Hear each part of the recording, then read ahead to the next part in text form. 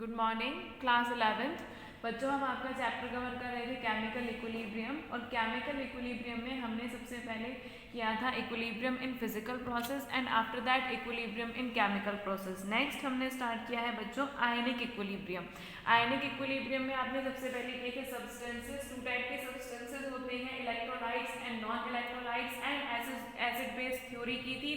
Acid base theory में आपने Arrhenius concept किया था, आरेनियस की एसिड बेस थ्योरी की थी, Bronsted acid base theory and Lewis acid base theory. उसके बाद आपने कॉन्जुगेट एसिड बेस थ्योरी की थी। तो बच्चों ये सब आपने टॉपिक्स कवर किए थे। नेक्स्ट कल हमने बच्चों स्टार्ट किया था आपका ionic product of water. Ionic product of water में हमने किया था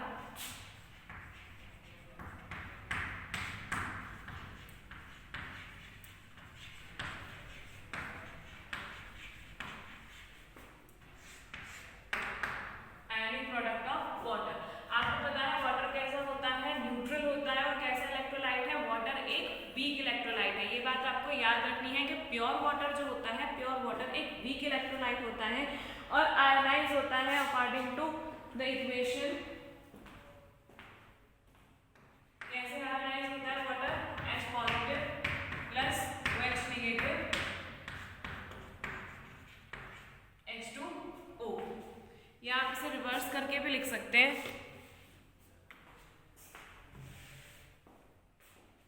वाटर के आयनाइजेशन को कैसे रिप्रेजेंट करोगे आप? H2O, H positive and OH negative. अगर इक्विलिब्रियम पर मास एक्शन का लॉ अप्लाई करोगे तो आप यहाँ पर लिख सकते हो at equilibrium applying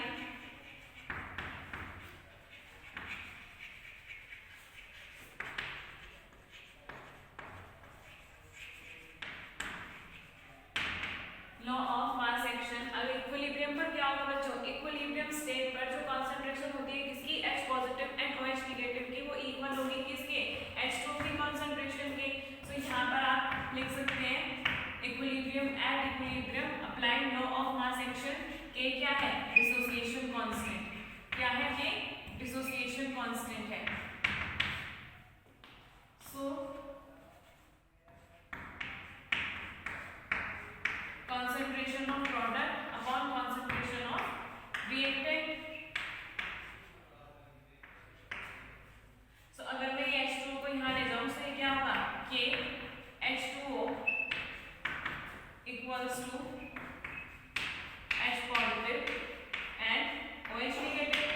concentration of hydrogen ion and concentration of hydroxide ion. So बच्चों क्या होता है, डिसोसिएशन जो होता है एक बहुत ही स्मॉल एक्सटेंट पे होता है। किसका? H2O का। यहाँ आप लिख सकते हैं since dissociation of H2O occurs at very small extent. So जो H2O होता है इसकी कॉन्सेंट्रेशन को भी आप क्या ले सकते हैं? इसकी कॉन्सेंट्रेशन को भी हम कांस्टेंट ले सकते हैं। सो अगर मैं इस टर्म में देखूं K into H2O कैसे आया बच्चों? कि जो H2O का जो डिसोसिएशन होता है वो बहुत ही कम होता है, बहुत ही स्मॉल एक्सटेंट में होता है। तो जिसकी वजह से जो H2O होता है इसकी जो कॉन्सेंट्रेशन होती है इसको भी हम क्या मान सकते हैं? इसको भी हम कांस्टेंट मान सकते हैं। और K तो आपको पता ही है क्या होता है? K होता है ये डिसोसिएशन कांस्टेंट है, ये भी कांस्टेंट है और ये भी कांस्टेंट है। सो इनका जो प्रोडक्ट होता है बच्चों डिसोसिएशन कांस्टेंट और कॉन्सेंट्रेशन ऑफ वाटर मॉलिक्यूल का जो प्रोडक्ट होता है इसको हम एक नई टर्म से डेजिग्नेट करते हैं और इसे कहते हैं KW।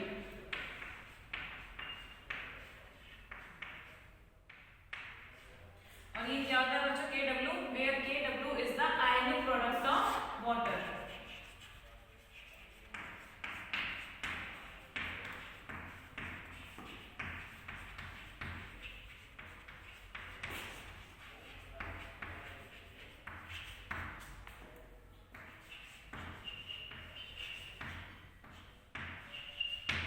जहां पर KW क्या होता है बच्चों? Ionic product of water.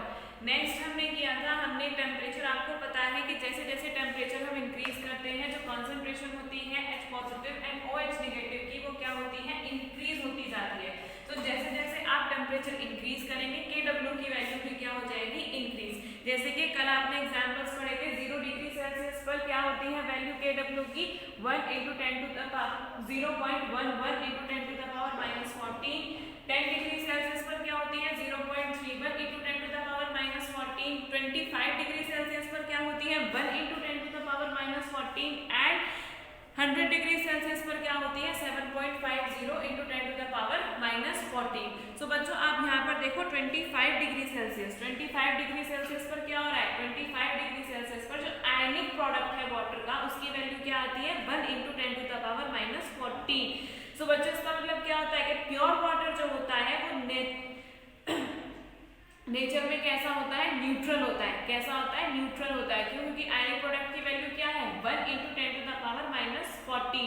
सो जो प्योर वाटर होता है बच्चों वो कैसा होता है नेचर में न्यूट्रल होता है। दैट मीन्स जो H पॉजिटिव आयन की कॉन्सेंट्रेशन होती है वो किसके इक्वल होती है OH नेगेटिव आयन की कॉन्सेंट्रेशन के बिल्कुल इक्वल होती है। सो अगर मैं यहाँ पर क्या मानूं, अगर मैं यहाँ पर H positive and OH negative ion की कॉन्सेंट्रेशन को क्या लेके चलूं X,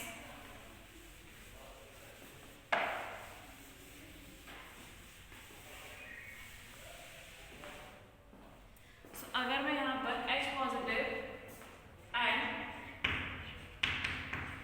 OH नेगेटिव आयन की कॉन्सेंट्रेशन को क्या लेके चलो X, तो किसके इक्वल होगी एट 25 डिग्री सेल्सियस। यहाँ पर हमें मेंशन करना है eight 25 degree Celsius.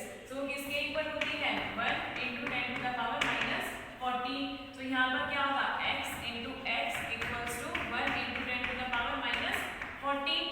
X square equals to 1 into 10 to the power minus 14 और X की वैल्यू क्या हो जाएगी 1 into 10 to the power minus 7।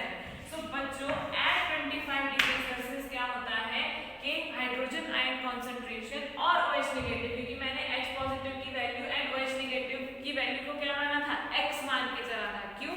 क्योंकि जो कॉन्सेंट्रेशन होती है H पॉजिटिव की एंड OH नेगेटिव की क्या होती है इक्वल होती है, तो हमने उसको क्या लिया X। So at 25 degree Celsius जो कॉन्सेंट्रेशन होती है किसकी H positive ion and OH negative ion की वो क्या होती है 1 into 10 to the power minus 7 और कॉन्सेंट्रेशन को आप किसमें डिनोट करते हैं मोल पर लीटर।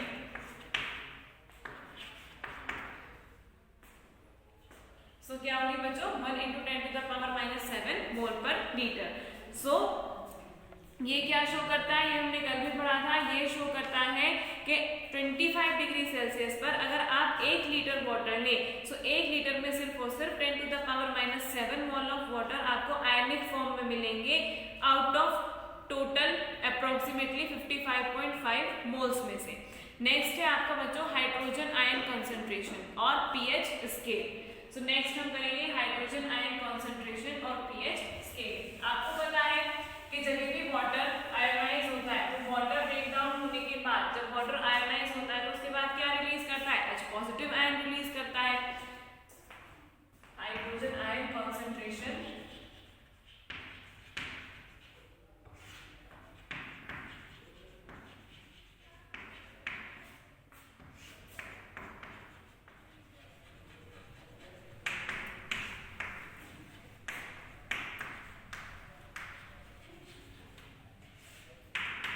और पीएच स्केल। सो बच्चों हाइड्रोजन आयन कॉन्सेंट्रेशन क्या होती है, हाइड्रोजन आयन कॉन्सेंट्रेशन ये एक्सप्रेस की जाती है in the terms of numerical value of the power to which 10 must be raised.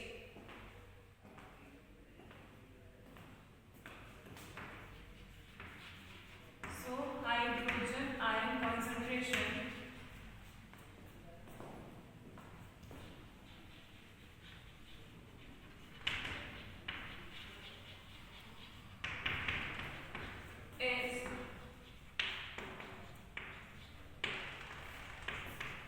represented as the numerical value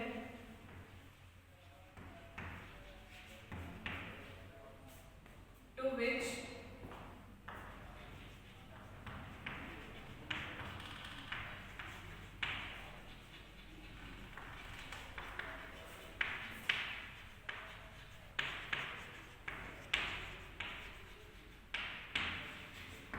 the power of 10 must be raised। देखो बच्चों जो हाइड्रोजन आयन कॉन्सेंट्रेशन होती है अगर आप प्योर वाटर ले या कोई भी एसिड ले वो क्या होता है वो क्या रिलीज करेंगे वो H पॉजिटिव आयन रिलीज करते हैं। So hydrogen ion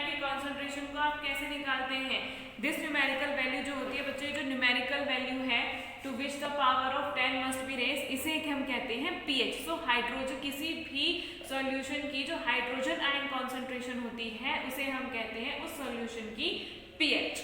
so this numerical value of negative power was termed as pH।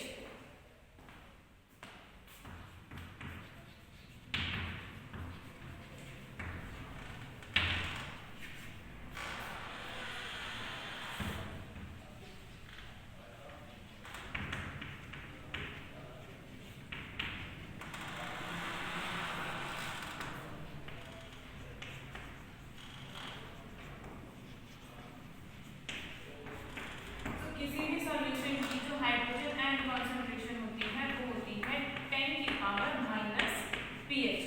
क्या होती है बच्चों? 10 की पावर माइनस pH। अगर मैं लॉग लूं दोनों साइड का, तो यहाँ पर आप क्या लिखोगे? Taking log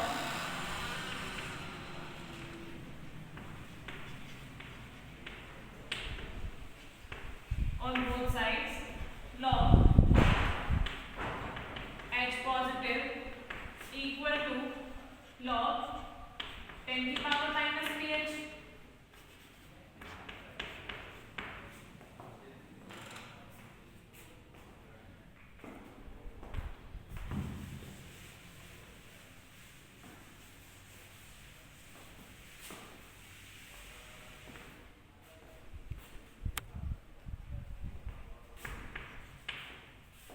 So log H positive minus pH log 10, आपको पता है log 10 की वैल्यू क्या होती है? 1। सो आप इसे कैसे लिख सकते हैं? pH equals to minus log, अगर मैं यहाँ पे माइनस की मल्टीप्लाई करूँ so pH equals to minus log H positive. यहाँ से आप क्या निकाल सकते हैं? अगर आपको हाइड्रोजन आयन कॉन्सेंट्रेशन पता है तो यहाँ से आप किसी भी सॉल्यूशन की क्या निकाल सकते हैं? pH निकाल सकते हैं। अगर आपको कोई भी सॉल्ट दिया हुआ है या फिर दो सॉल्यूशन दिए हुए हैं, स्ट्रॉन्ग एसिड, स्ट्रॉन्ग बेस, किसी के भी अगर आपको दिया हुआ है तो आप उस सॉल्यूशन की क्या निकाल सकते हैं? यहाँ से pH निकाल सकते हैं। और आप इसको कैसे लिख सकते हैं? pH इक्वल्स टू लॉग, क्योंकि ये क्या है? माइनस में है, so pH equals to log 1 upon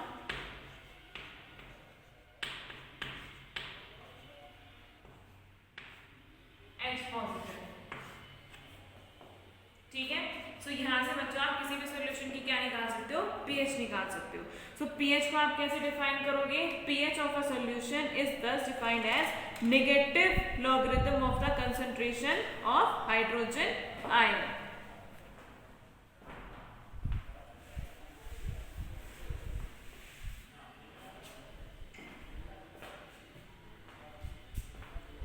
So the pH of the solution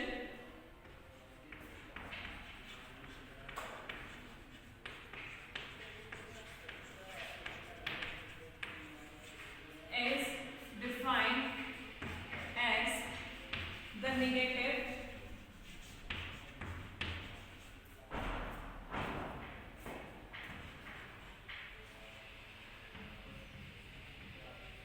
logarithm of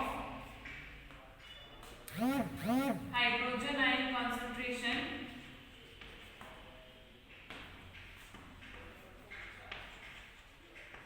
किसमें? मोल्स पर लीटर में।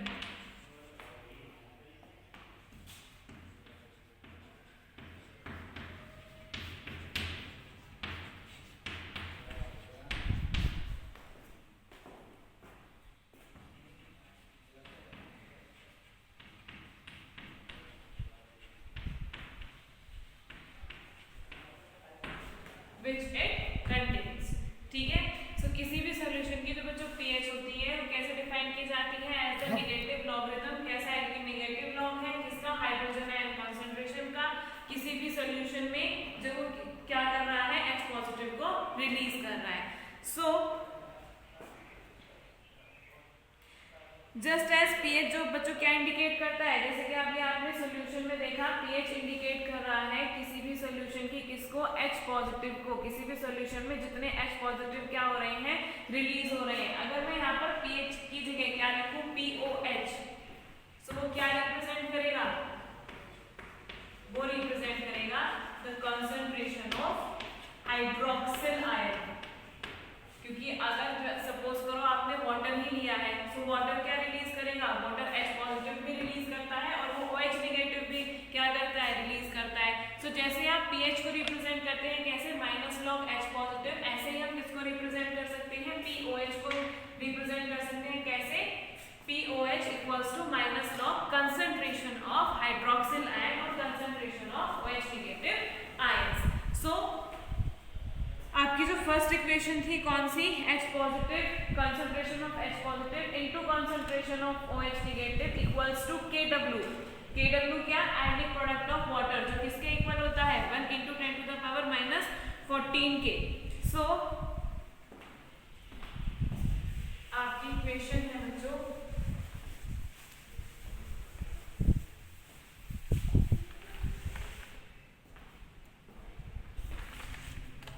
from the equation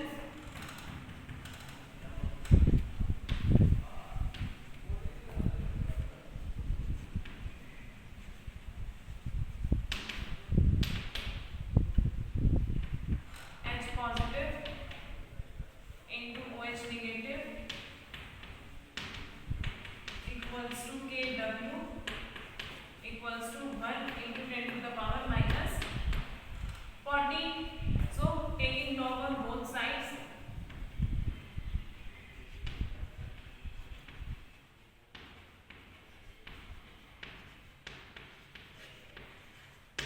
इसका क्या लो, अगर आप log लोगे तो क्या होगा, log 10 log H पॉजिटिव। यहाँ पर ध्यान से देखो बच्चों, log अगर आप लेते हैं तो कोई भी वैल्यू अगर आपकी किस में होती है, मल्टीप्लाई में होती है। तो जब वो मल्टीप्लाई में होती है तो क्या हो जाती है, प्लस। तो यहाँ पर क्या होगा, प्लस। तो log H positive plus log OH negative log KW equals to, ये भी तो इसके इक्वल है, सो log 1 × 10⁻⁻ क्या है, 14। अगर यहाँ पे माइनस से अगर आप मल्टीप्लाई करोगे तो माइनस से मल्टीप्लाई करने के बाद क्या होगा, minus plus minus log OH negative equals to log minus log KW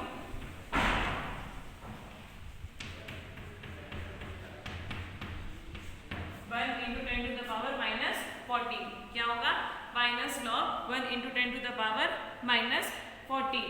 so minus log H positive, इसकी वैल्यू क्या है, फॉर्मूला किसका फॉर्मूला है, ये pH का फॉर्मूला है, अभी अभी आपने किया था, pH equals to minus log H positive and POH equals to minus log OH negative. Minus के साइन के साथ रखना है आपको, ये नहीं है कि आप माइनस साइन को इग्नोर करोगे, क्योंकि आपका जो फॉर्मूला है pH equals to minus log H positive. तो आप यहाँ पर आप क्या रखोगे, pH minus log OH negative की जगह आप क्या रखोगे, यहाँ पर आप देखो, इसे आप ऐसे भी तो लिख सकते हो,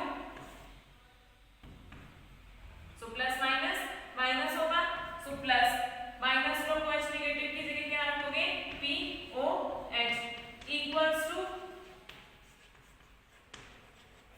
माइनस log KW। और अगर आप इसे सॉल्व करोगे तो इसकी वैल्यू क्या आएगी, इसको सॉल्व करने के बाद इसकी वैल्यू आती है 14। क्या आती है इसकी value, 14। So pH plus POH equals to minus log KW और किसके इक्वल होगा, 14 के। और यहाँ पर बच्चों माइनस log KW जो होता है इसे हम रिप्रेजेंट करते हैं PKW, ये होता है ionic product of water.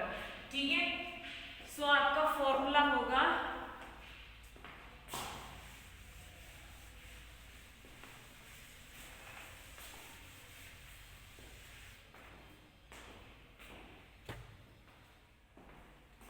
pH plus POH equals to PKW equals to किसके, 14 के। ये बच्चों आपको फॉर्मूला याद रखना है, pH equals to POH equals to 14। क्या pH equals to P plus POH equals to 14। ये जो फॉर्मूला है आपका, ये आपका न्यूमेरिकल में काम आएगा जब आप न्यूमेरिकल करेंगे। pH plus POH equals to 14।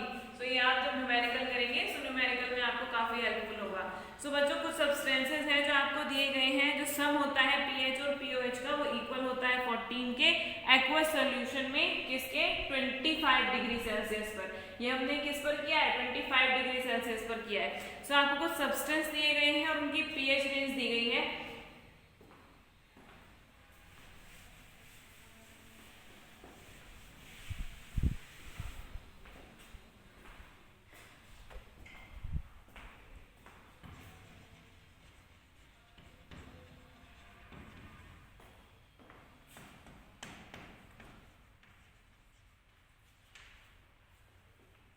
Substance and pH range. तो सबसे पहला है आपका गैस्ट्रिक कंटेंट है, सॉफ्ट ड्रिंक्स है,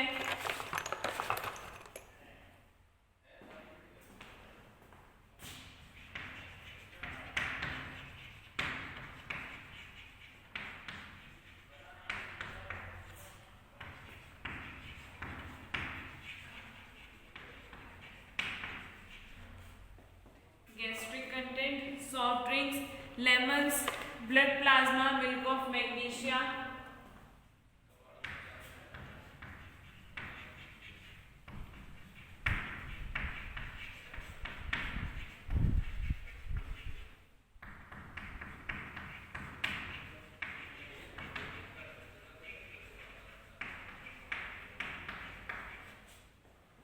milk of magnesia and sea water.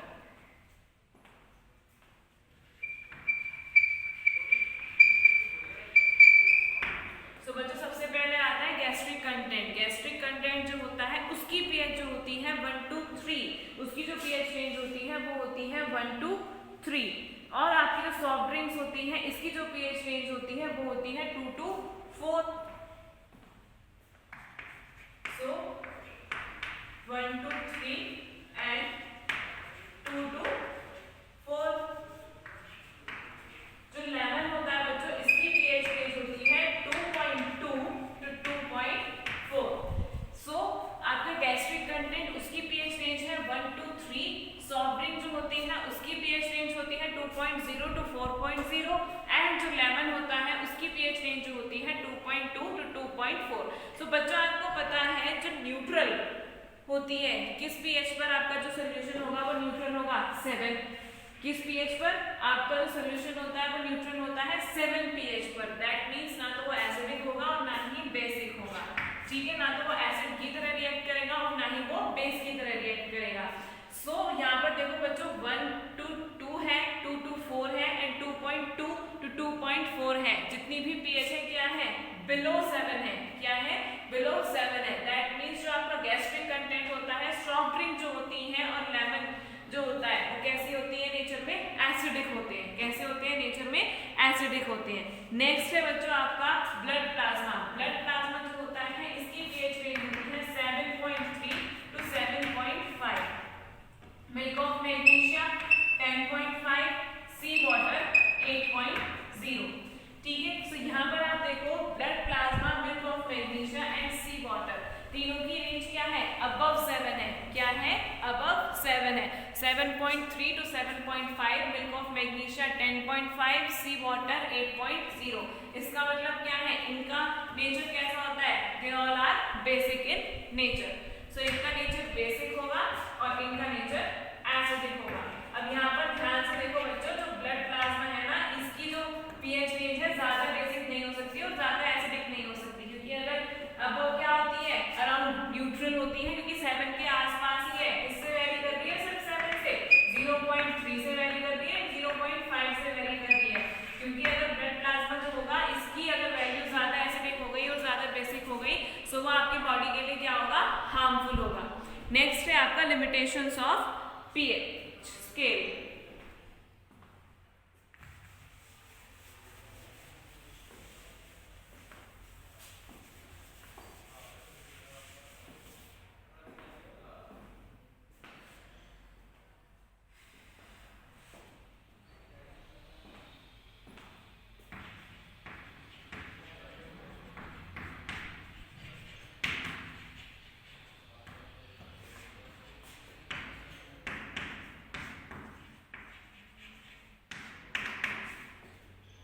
Limitations of pH scale. So next है बच्चों आपका limitations of pH scale. PH scale की लिमिटेशंस क्या है? तो फर्स्ट है बच्चों आपकी pH value of solution do not give us the immediate idea of the relative strength of the solution such as a solution of pH 1 has a hydrogen ion concentration 100 times that of a solution of pH 3, not 3 times। देखो बच्चों इसका क्या मतलब है कि आपकी जो pH value है, सपोज करो तो आपके पास दो सॉल्यूशन है, एक की pH है 3 या 5 या एक की pH है क्या 1। जिसकी pH वैल्यू ज्यादा होती है उस वो क्या करता है बच्चों, यहाँ पर ध्यान से देखो आपको पता है 7 से नीचे जितने सॉल्यूशंस होते हैं वो क्या होते हैं एसिडिक, और 7 से ऊपर जितने सॉल्यूशन होते हैं दैट मींस वो सॉल्यूशन जिनकी pH वैल्यू 7 से अबव होती है वो क्या होते हैं बेसिक। और आपको पता है एसिड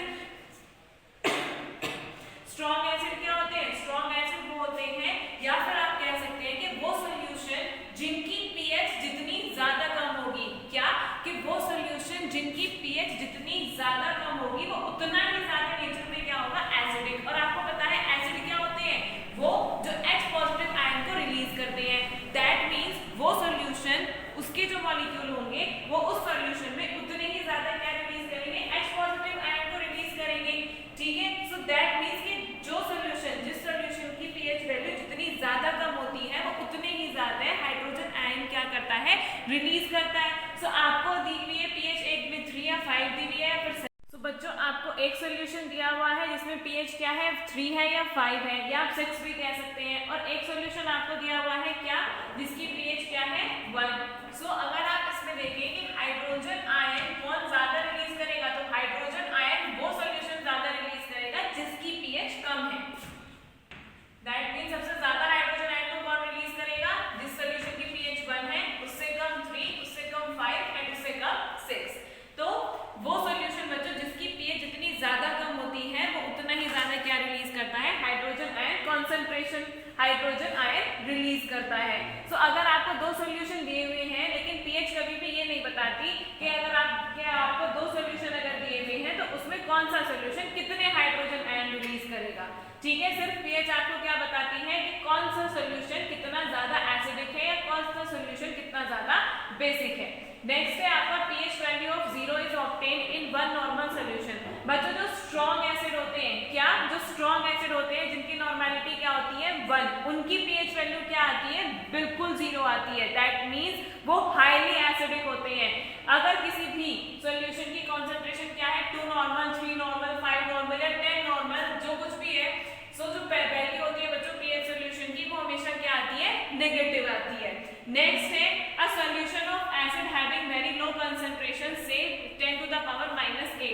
आपको पता है बच्चों ये हम आपके न्यूमेरिकल में भी आप करोगे,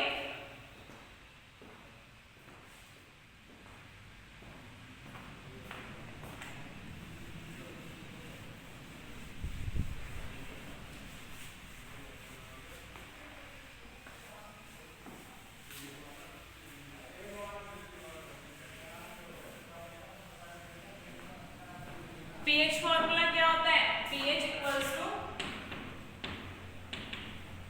minus log H positive, pH equals to minus log H positive, ये pH फॉर्मूला होता है। और आपको पता है जो एसिड होते हैं उनकी उसमें क्या होता है उनकी pH बहुत ही ज्यादा क्या होती है कम।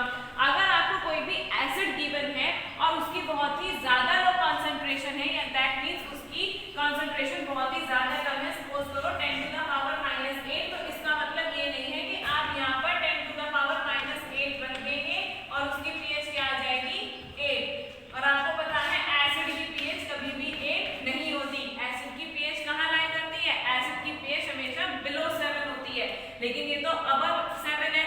सो अगर आपको कभी भी कोई भी क्वेश्चन दिया हुआ है और उसमें आपको कंसंट्रेशन उस सॉल्यूशन की बहुत ज्यादा कम गिवन है, that means 10 to the power -8, 10 to the power -9 या 10, ठीक है। सो आप pH फॉर्मूला में सीधे सीधे नहीं पुट करेंगे। इसका मतलब क्या होता है, इसका मतलब ये होता है कि उसकी जो pH वैल्यू है वो 7 से कम होगी। कैसे, अब यहाँ पर ध्यान से देखो बच्चों, अगर कोई भी आपको 10 टू द पावर -9 या 10 टू द पावर -10, इसका मतलब होता है कि आपका जो सोल्यूशन है वो बहुत ही ज्यादा डाइल्यूट है। कैसा है?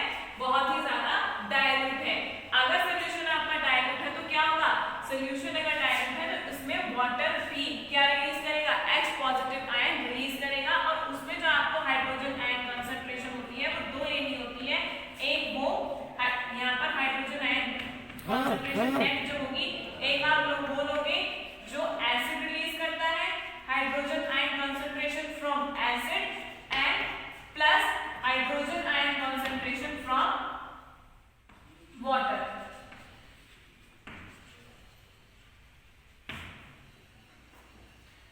सो बच्चों नेट हाइड्रोजन आयन कंसंट्रेशन क्या होगी? नेट हाइड्रोजन आयन कंसंट्रेशन होगी hydrogen ion concentration from acid plus hydrogen ion concentration from water. So अगर आपको कोई भी सॉल्यूशन गिवन है और जिसकी कंसंट्रेशन बहुत ही ज्यादा कम है, जैसे कि 10 टू द पावर -8, सो इसका मतलब होता है कि उस सॉल्यूशन में वाटर भी ऐड है, वो सॉल्यूशन बहुत ज्यादा डाइल्यूट है। तो उसमें जो हाइड्रोजन आयन कंसंट्रेशन आप निकालते हैं वो दो तरीके से, दो आपको लेनी है। एक वो जो एसिड से होगी और दूसरा वो हाइड्रोजन आयन कंसंट्रेशन जो वाटर रिलीज कर रहा होगा। तो ये है बच्चों आपके limitations of pH scale. Next है हम पीएच कैलकुलेट करेंगे strong acid and strong base की।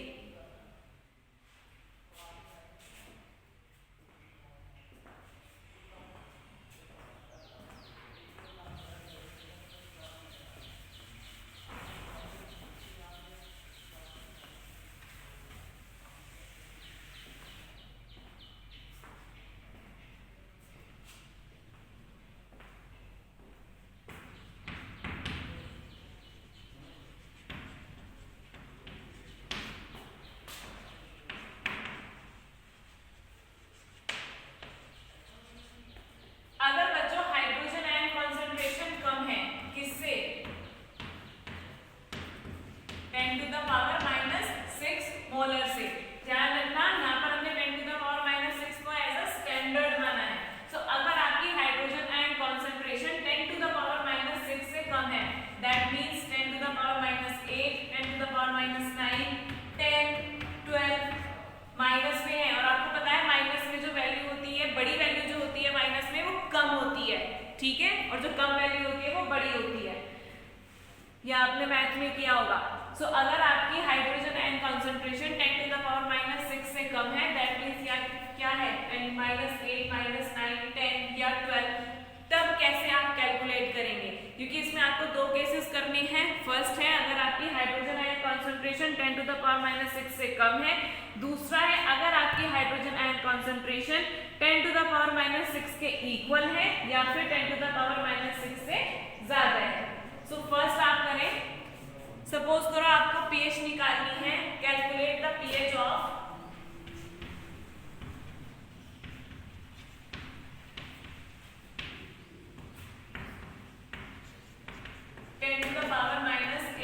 Molar HCl।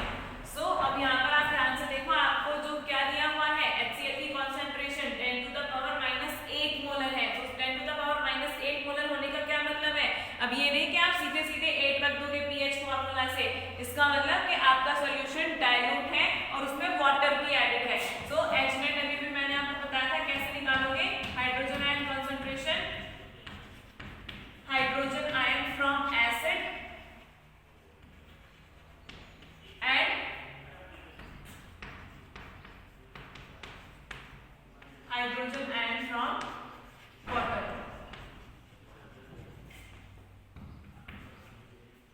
एसिड का क्या होगा बच्चों? एसिड से 10 टू द पावर -8 एंड आपको पता है वाटर से हमेशा कितनी कॉन्सेंट्रेशन होती है? इक्वल होती है। H पॉजिटिव आयन की भी और OH नेगेटिव आयन की भी कितनी होती है? 10 to the power -7।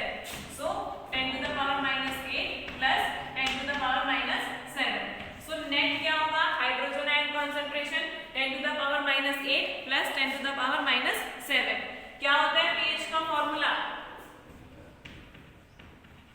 -log H positive, लेकिन यहाँ क्या रखोगे? Net. So -log 10 to the power -8 plus 10 to the power -7।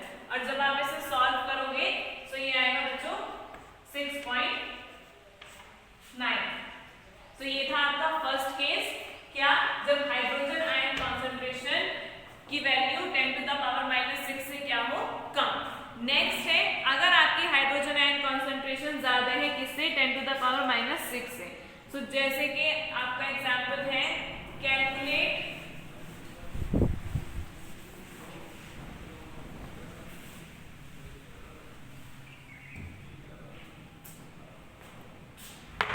The pH of 10 to the power -4 molar. तो इसमें तो आपको कुछ नहीं करना है, सिर्फ सीधे सीधे pH का फॉर्मूला अप्लाई करना है, pH equals to minus log H positive और minus log 10 to the power -4 और माइनस इंटू -4 लॉग 10 4 log 10 और आपको पता है log 10 की वैल्यू क्या होती है, 1। सो 4 इंटू 1, सो क्या आएगी pH 4। तो इसमें तो आपको कुछ नहीं करना है बच्चों, क्या, सीधे सीधे आपको pH का फॉर्मूला रखना है। नेक्स्ट है आपका case 2, pH of 2 strong acid and strong base, mixture of 2 strong acid and strong base. अब तो ये जो आपने कैलकुलेट की है, इसमें आपने अलग अलग कैलकुलेट की है बच्चों, यहाँ पर ध्यान रखना है, जो आपने कैलकुलेट की है ये स्ट्रॉन्ग एसिड की अलग है और स्ट्रॉन्ग बेस की अलग है। अगर आपको यहाँ पे pH किसकी निकालनी होती, बेस की, तो आप क्या करते, पहले POH निकालते और POH निकालने के बाद आप क्या करते, आपका फॉर्मूला था pH और POH इक्वल्स टू 14। तो यहाँ पर आप क्या निकालते, सबसे पहले POH निकालते और pH निकालने के लिए आपको क्या करना था, फिर इसे 14 से माइनस। तो ये है आपका, आपने अलग अलग कैलकुलेट किया है किसका, स्ट्रॉन्ग एसिड या फिर स्ट्रॉन्ग बेस का। अब अगर आपको मिक्सचर दिया हुआ है किसका, strong acid and strong base का, तो आप कैसे कैलकुलेट करोगे,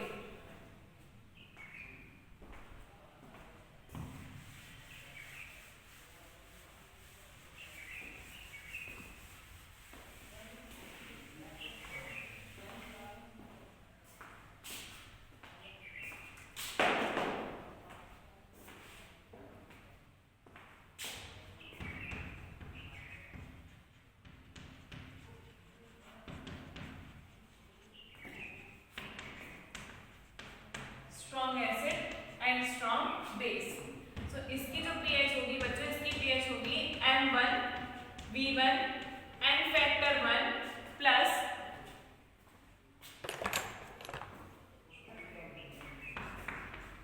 M2V2 N factor 2 upon V1 plus V2, जहां पर M1 क्या है, M1 equals to molarity of first solution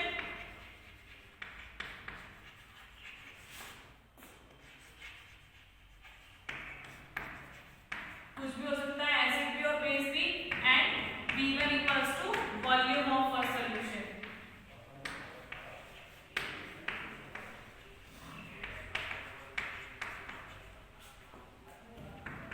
M2 equals to molarity of second solution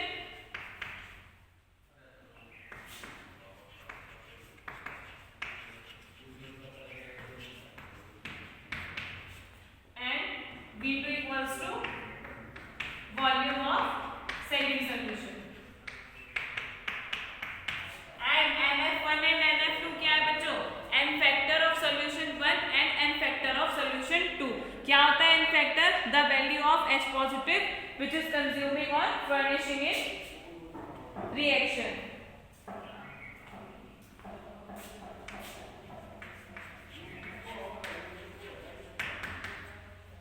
n factor equals to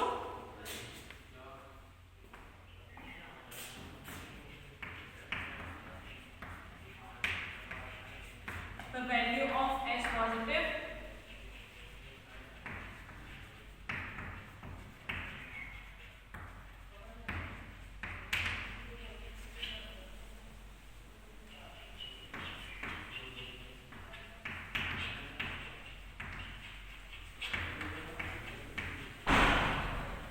which is consuming or furnishing in reaction।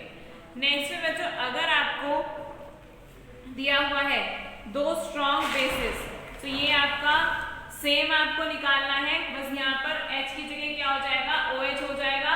और कैसे निकालोगे, M1V1 NF1 plus M2V2 NF2 upon V1 plus V2, again where M1 क्या है, molarity of first solution and volume of first solution, M2 equals to molarity of second solution and V2 equals to volume of second solution. और बस फिर आप क्या करोगे, यहाँ पर जब आपका OH निकल जाएगा, अगेन जो आपका फॉर्मूला है pH plus POH equals to 14, वहां से क्या करोगे 14 में से POH की वैल्यू माइनस करके pH की वैल्यू निकल जाएगी। कब, अगर आपको दिया हुआ है मिक्सचर ऑफ 2 स्ट्रॉन्ग बेसिस, पहला था आपका strong acid and strong base का, नेक्स्ट है 2 स्ट्रॉन्ग बेसिस। तो ये दोनों बच्चों आपके केस हो गए हैं। नेक्स्ट हम आपका थर्ड केस है, ये हम आपकी नेक्स्ट क्लास में कवर करेंगे।